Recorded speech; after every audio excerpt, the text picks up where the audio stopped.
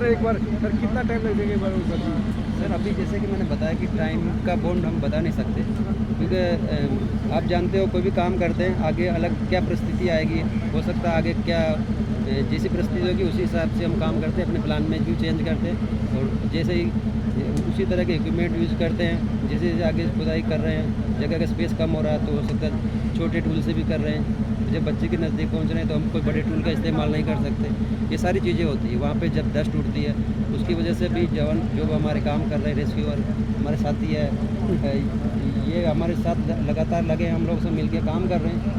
तो वो सारी कोई ऐसी नहीं है कि हमारा मकसद ही है कि हम बहुत जल्दी इस ऑपरेशन को ख़त्म करें। सर क्या तकलीफ आ रही है बीच रास्ते में इतने मतलब तकलीफ आप कई लोग ये जो टनल है कम से कम अभी आप अंदाज़ा लगाओ कितना फीट टनल हो चुकी है।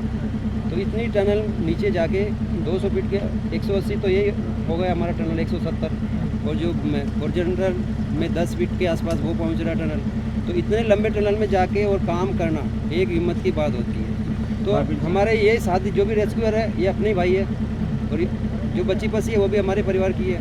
तो हम सबको ख्याल रखते हुए हम लोग काम कर रहे हैं और जब टारगेट के नज़दीक पहुंचते हैं तो इन चीज़ों का ख्याल रखते हैं कि हमारा जो बड़े टूल इस्तेमाल नहीं कर सकते, ठीक है, और छोटे टूल इस्तेमाल करते हैं तो हमारा खुदाई होता नहीं है उसमें।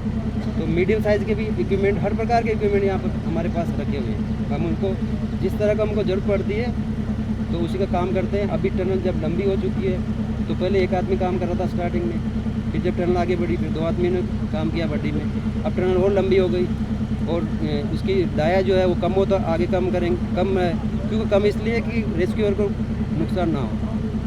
तो लेट कर पोजीशन में काम करना पड़ रहा है। जो पत्थर ऊपर से काटता है वो नीचे गिरता है, नीचे गिरने की वजह से पेने पत्थर है एकदम ब्लेड की तरह, उन्हीं के ऊपर लेट के आपको मैं दिखाऊंगा। अभी मैंने पहन रखा है कपड़ा नीचे, पूरे जो हमारे रेस्क्यूअर काम करके आते हैं पूरे उनकी कोनी में और घुटनों में पूरा ब्लड निकलना हुआ होता है।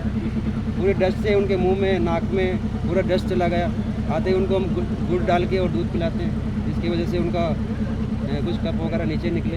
तो परेशान, लेकिन हम इसको परेशानी में नहीं गिनेंगे। एक हमारा जो काम कर रहे हैं उसमें आने वाली ये छोटी मोटी चीज़ें हैं, इनसे हमारा हौसला कम होने वाला नहीं है। महावीर जी, दर्शक पूछ रहे हैं कि आखिरकार ये इंतजार कब खत्म हो जाएगा, तो आप थोड़ा सा बता दीजिए। हम तो चाहते हैं, हमारा तो प्रयास रहता है कि अगले पल ये ख़त्म हो और हम यही कोशिश है।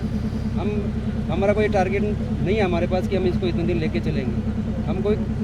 हमारे अभी देखो कई लोगों को ये भी नहीं पता है, वो जानते भी नहीं कि एनडीआरएफ होता क्या। हम पैरामिलिट्री के जवान हैं, हमारे कोई टास्क नहीं है कि हम इसको लंबा खींचेंगे तो हमारे को कोई एक्स्ट्रा पैसा मिलेगा, ऐसी कोई बात नहीं है।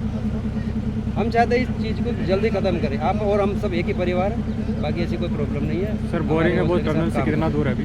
जी सर, जो टनल है बोरिंग से कितना दूर है? बोरिंग कितनी दूरी पर है? हाँ, जो हमको पहला टारगेट था कि हमको इतने फीट पे बोरिंग मेजरमेंट के हिसाब से कि इतने फीट के पास मिलना चाहिए। वहाँ जाने के बाद में जो बोरिंग मैंने अभी आपको बताया कि ऊपर बोरिंग और नीचे जो डाया उसका अलग अलग प्रकार का है, वहाँ छोटा है और इसकी वजह से क्या कि जहाँ बच्ची फंसी हुई है वहाँ तक का तो मेजरमेंट हमारे पास एग्जैक्ट है, लेकिन उसके नीचे कोई इक्विपमेंट पहुँच नहीं पाया इसकी वजह से कि, और वो जो बोरिंग वाला भी हमारे साथ में है जिसने ये बोर किया था, तो नीचे उसको कहीं टिल्ट है तो वो दाएँ है या बायाँ है या सामने, उसको भी लोकेट करने का टाइम चल रहा है। अगर जैसे ही लोकेट होता है तुरंत फिर हमारा अगला काम उसमें स्टार्ट हो जाएगा। सर ये मान सकते हैं कि बोरिंग के लगभग पास में ही पहुंच चुकी है टीम? हाँ, बस जो टारगेट था वहाँ पहुँच चुके हैं। अब वहाँ पे उसको सिर्फ बोरिंग को लोकेट करना तो कि वो दाएँ मिल सकता है या बाएँ मिल सकता है या सामने मिल सकता है, बिल्कुल नज़दीक